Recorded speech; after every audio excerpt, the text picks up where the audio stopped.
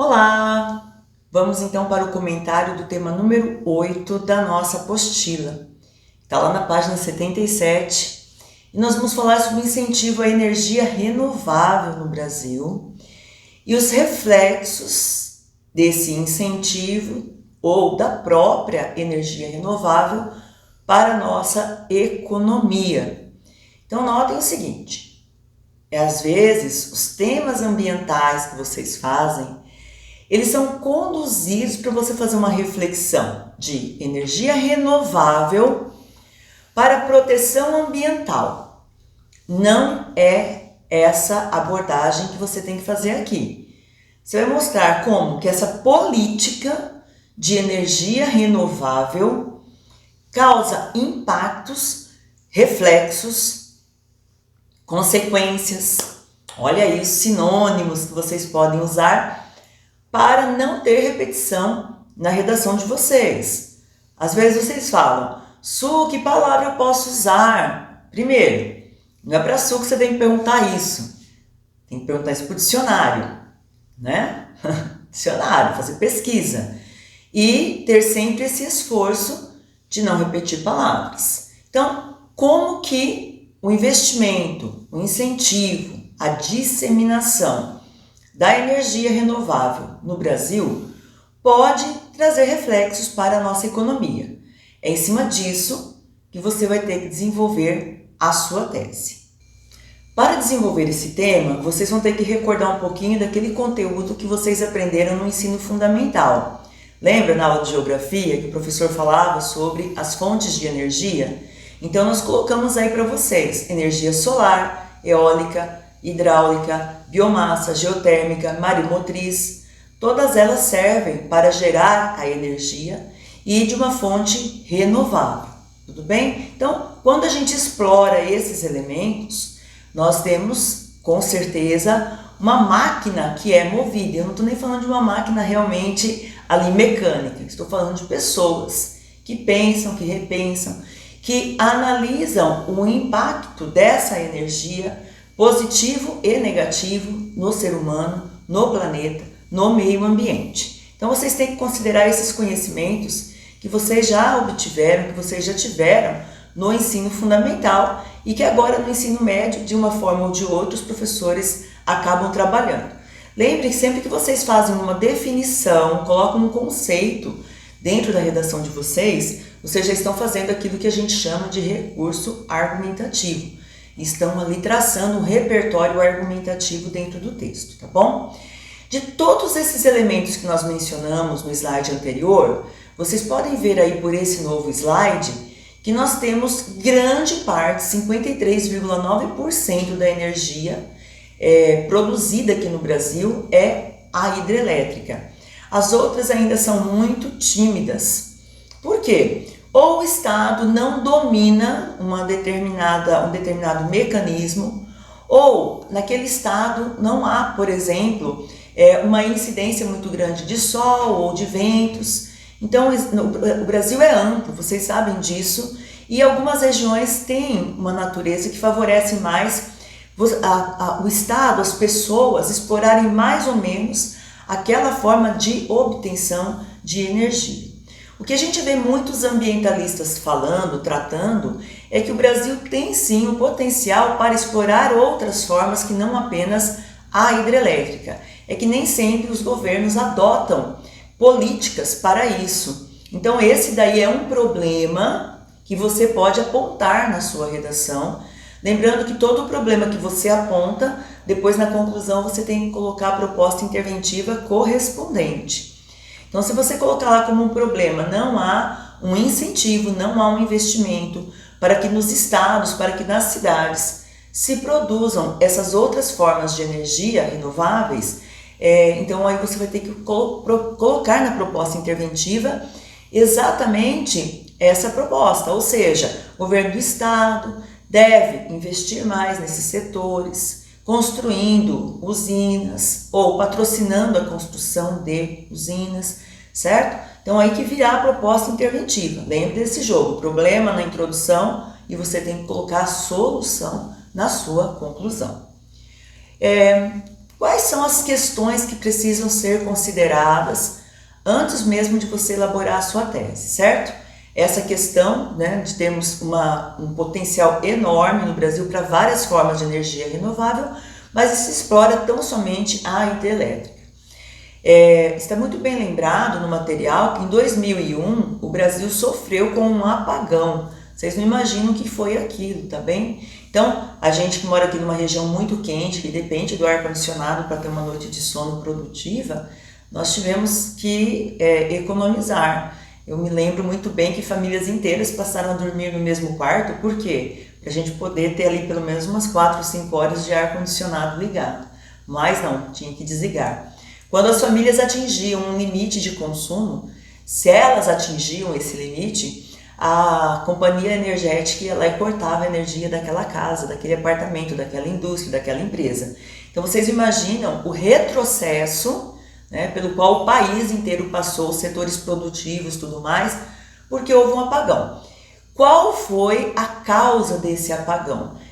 Nós fomos gentis e colocamos ali a falta de chuva, mas a causa política real que realmente aconteceu para aquele apagão, que vocês podem recordar como repertório argumentativo, vocês podem colocar como recurso argumentativo esse apagão, desde que vocês legitimem, desde que vocês mencionem uma fonte de onde você extraiu essa informação, foi a falta de planejamento de uma população que estava crescendo, de uma indústria que estava em expansão, mas não houve devido investimento na geração de energia, certo? Naquela época não se falava em energia solar. Hoje você vê as empresas, as residências, aqui mesmo na escola, nós temos uma usina que nós produzimos, captamos energia do sol e produzimos, jogamos para a rede energia e quando a gente consome, essa energia volta para o prédio, volta para nós, né? Então, aqui é a Suzana Luz ambiental, Suzana Luz de energia solar, energia renovável aqui na escola, tá? Então, naquela época nem se falava, nossa, não se cogitava aqui no Brasil de termos essa forma de obtenção de energia. Então esse apagão foi assim terrível, teve impactos negativos na nossa economia e nós esperamos que com o planejamento do governo federal e do governo dos estados, nós possamos nunca mais passar por essa situação, tá bom? E é interessante por quê? Porque nós víamos assim, só no Brasil nós temos esse tipo de problema, porque só no Brasil houve esse apagão. Então é a falta de planejamento mesmo dos governos e realmente não havia esse investimento na energia renovável. Outra questão que nós deveremos levar em consideração é, por exemplo, essas regiões como as nossas aqui, Distrito Federal, né, Goiás, Cuiabá, Mato Grosso do Sul, nós temos uma estiagem muito forte. E, eventualmente, essas situações, esses períodos de mais calor e tudo mais, causam um impacto maior e a gente começa a sentir mais essa relação entre o nosso uso como consumidor de energia e essa energia que se produz. Nas outras épocas, não. Talvez nas outras regiões as pessoas não tenham essa preocupação, mas nós não, nós temos essa preocupação, né? Então, como fazer, porque vocês têm que apresentar propostas interventivas, como fazer para que não haja esse tipo de preocupação? Como fazer para que o Brasil se prepare, possa expandir economicamente, sem se preocupar, mas será que teremos energia suficiente para receber mais indústrias, para receber mais shoppings, para abrir mais mercados, para construir mais casas, né? Como é que nós podemos nos preparar para um futuro em que haja realmente energia suficiente para essa expansão e para que nós possamos crescer realmente no nível econômico, né? Então, é necessário refletir, o material está falando isso para vocês, refletir sobre esse incentivo à energia renovável. Quando a gente fala em incentivo, nós não podemos pensar apenas assim, financeiro, porque antes de haver um aporte financeiro, as pessoas também querem um suporte no que diz respeito a projetos, a ideias, a posturas, a posicionamentos. Não adianta eu ter um grupo que incentiva que haja uma energia suficiente para ampliar o comércio, ampliar a indústria, ampliar as cidades, e um outro grupo que fica refreando essas iniciativas. Eu sempre falo isso para os alunos com um pouco de cuidado, porque eu não quero chocar ninguém, quero que vocês entendam bem a minha postura. Aqui no Brasil, nós temos um discurso de preservação ambiental que ele prevê o seguinte: vamos preservar a natureza e deixá-la intocada. Eu já tratei desse assunto com vocês quando a gente fala sobre turismo. A gente viaja bastante, vai para a Itália, vai para a Suíça, já fui para os Estados Unidos, já fui para vários países em que eles também têm políticas de preservação ambiental, mas eles não pensam em deixar a natureza intocada. Então, aqui a gente não pode visitar um lugar porque o lugar tem que estar intocado. Então fica lá um sítio arqueológico super legal para as crianças visitarem, para conhecer pintura rupestre. Não pode. Na Europa tem ali um sítio arqueológico, na França tem alguns lindíssimos, muito importantes, abertos à visitação. Então a natureza está ali, preservada, mas eu tenho contato com ela. A mesma coisa em relação à energia renovável. Em outros países, o que acontece? Existe o investimento na energia. A gente viaja para a Europa, você vê muitos daqueles cataventos, né, que vai gerar realmente a energia eólica, que no Brasil a gente vê pouco. Por quê? Vai ter um impacto da instalação desse equipamento. Vai ter um impacto na fauna, a instalação desse equipamento. E nós ficamos sempre refreados, porque nós não medimos os impactos e procuramos fazer uma compensação desses impactos. Nós simplesmente temos aí algumas ideologias que dizem que tem que ficar intocada. E aí a gente permanece sempre de uma forma estagnada. Estamos sempre estagnados. Não conseguimos alçar, não conseguimos nos elevar enquanto país, nos impor enquanto país também. Então, na minha opinião, não gosto de dar muito a minha opinião no curso, mas assim, na minha opinião, vamos olhar para outros países que preservam a sua natureza, mas exploram essa natureza. De uma forma a respeitar, mas ao mesmo tempo poder beneficiar o homem, o cidadão com essa natureza, né? Então, quais incentivos? Quando a gente fala incentivo, então, vou falar de novo, não é só financeiro, mas também tem um suporte, tem um aporte de apoio popular, de apoio das empresas, de apoio dos estados, quando alguém quer implantar essa energia renovável, né? Então, por exemplo, a Caixa Econômica Federal, ela possui, né, uma abertura, uma linha de crédito para aqueles que queiram implantar qualquer elemento que seja de energia renovável, né? Até colocamos aí um clique aqui, você pode clicar e você vai entrar numa reportagem que explica isso daí. Então, com juros baixos, as empresas, a Caixa Econômica oferece às empresas ou às pessoas físicas mesmo uma linha de crédito para você. Então isso é um incentivo. Quando você se sente apoiado por uma instituição, é claro, você vai levar um projeto à frente, né? A Energisa, com a participação, veja, com a regulamentação da ANEEL, que é a Agência Nacional de Energia Elétrica, que é uma agência nacional. Vocês têm que ir lá no meu canal do YouTube assistir a aula de Direito Constitucional. É um grupo de pessoas que tem autorização do Estado com letra maiúscula, quer dizer, de toda a federação, de todos aqueles que fazem parte do governo federal, estadual, do Congresso Nacional, de dizer, né, de traçar, de regulamentar, de fiscalizar tudo que diz respeito à energia, certo? Então, eles dão esse suporte para governos, indústrias e pessoas físicas que queiram investir em energia renovável. Isso também é um incentivo. Olha, eu tenho dúvidas quanto à instalação. É para a ANEEL que você vai ligar, vai mandar um e-mail, vai mandar uma carta, vai mandar sinal de fumaça, o que vocês quiserem. É essa agência que vai dizer, não, nessa região não pode explorar tal tipo de energia que não vai dar certo. Vocês não têm aí água suficiente, vocês não têm aí vento suficiente. É essa agência que vai dar esse incentivo, ou seja, um suporte técnico. Queremos lembrar vocês, né, que em 2021 o Senado aprovou um projeto de lei que incentiva a energia solar por meio de financiamento imobiliário, né? Então ela ela dá permissão de inclusão do valor referente à aquisição e instalação do sistema de energia solar fotovoltaica, né, dentro daquele financiamento do imóvel. Então você compra um imóvel e você quer instalar ali energia fotovoltaica. O que acontece? Você vai ter esse suporte, esse incentivo, e isso já foi aprovado como lei, certo? Houve uma luta bastante grande agora em 2021 em relação a essas questões. Em dezembro, né, houve aprovação também no Senado que instituiu uma lei de incentivo a essa energia eólica e fotovoltaica.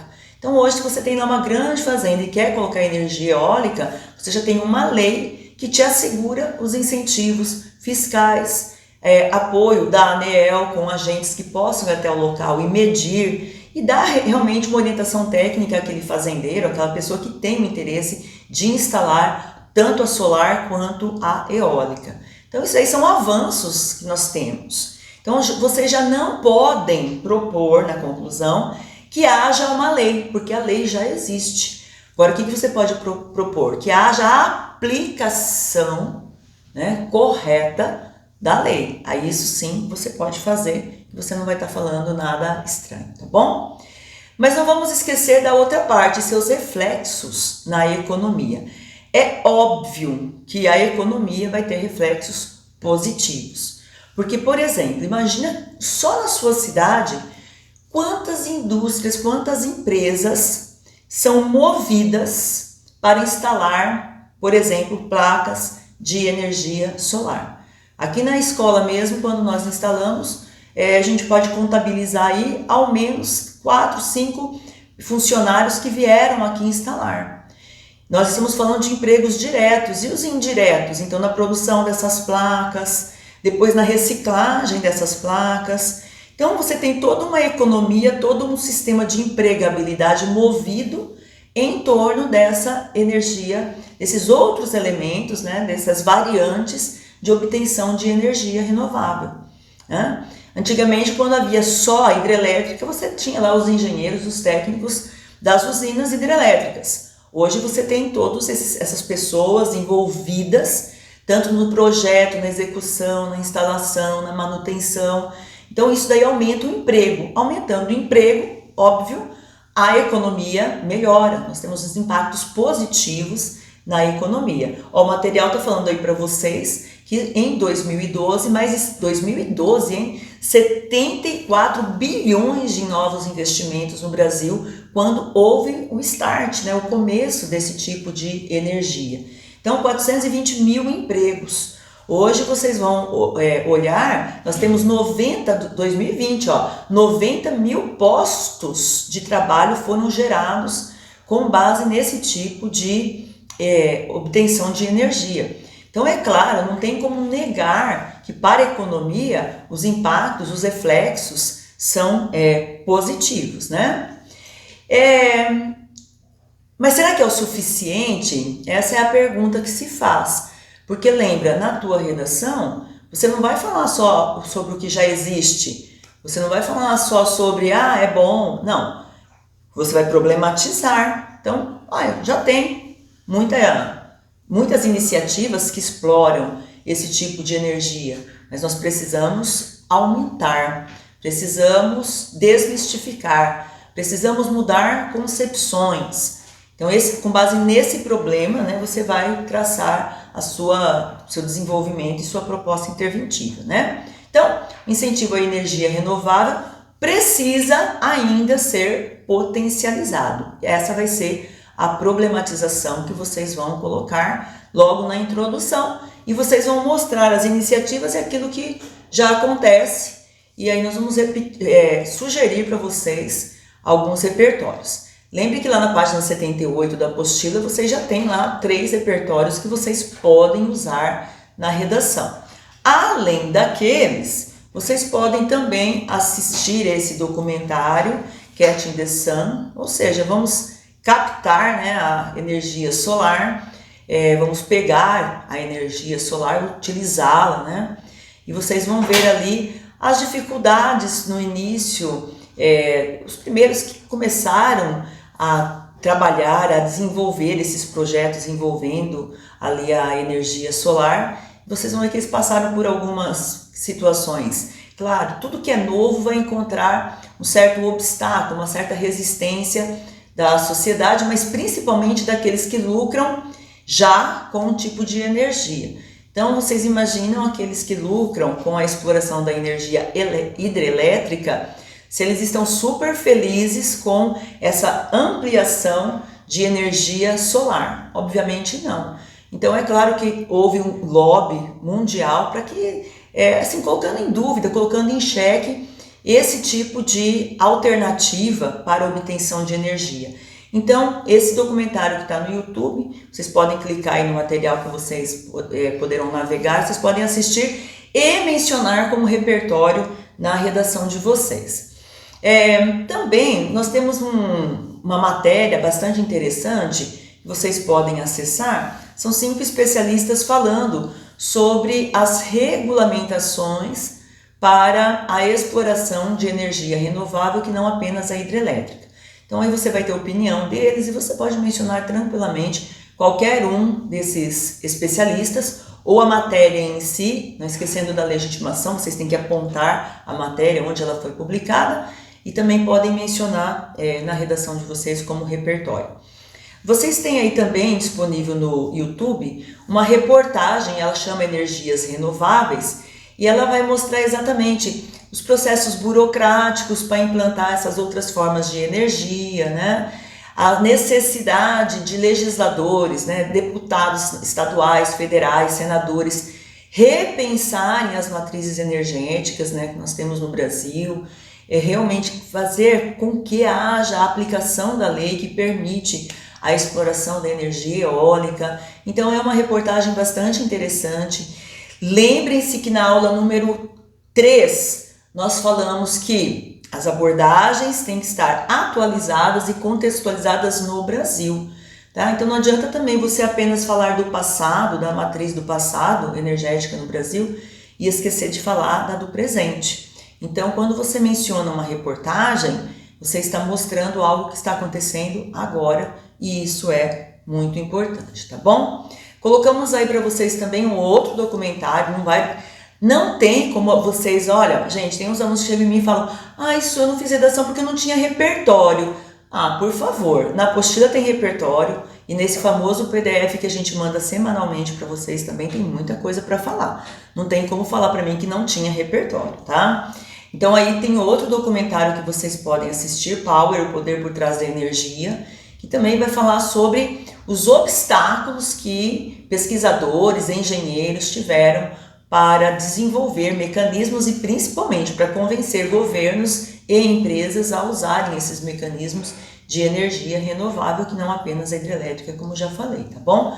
Então, espero que quando vocês forem estudantes universitários, vocês também desenvolvam tecnologias, elementos novos, renovados, para que a gente possa sempre evoluir, tá? Quais são os agentes interventivos, interventores naturais para esse tipo de tema? Então, a Agência Nacional de Energia Elétrica, que eu já mencionei, a ANEEL, Ministério de Minas e Energia, Conselho Nacional de Política Energética, Agência Nacional de Petróleo, Gás Natural e Biocombustíveis, ANP, Governo Federal, Governo do Estado e assim por diante. Nas universidades, aí vai depender muito da sua tese, tá? Vai depender muito daquilo que você colocou como tese no seu texto. Se você colocou algo mais relacionado a apoio e tal, vai ser a ANEEL. Se você colocou alguma coisa mais voltada também à educação do povo brasileiro aí você vai ter mais, depende até o Ministério da Educação, pode ser o agente interventivo. Agora não se esqueçam, sempre que eu vejo uma redação como essa, um tema como esse, que é muito mais para engenharia, para energia, para essas coisas mais técnicas, e vocês a saída de vocês, é preciso educar as crianças para que elas no futuro, tá, e agora? Até que essas crianças se transformem em adultos e vão para a universidade, a gente vai fazer o quê? Então essa atualidade do tema é muito importante, não se esqueçam disso, tá bom? E toda a equipe Suzana Luz está aí de braços abertos, né, para receber lindas redações caprichadas. O Enem é amanhã praticamente, né? Temos aí aula 8, aula 9, simulado, aula 11, aula 12, simulado, encerramento do curso na semana do Enem. Então aproveitem essas últimas semanas, vamos caprichar na redação. Bom texto para vocês e vamos com força, foco e fé para esse Enem, que vai ser sensacional. Grande abraço da professora Suzana Luz.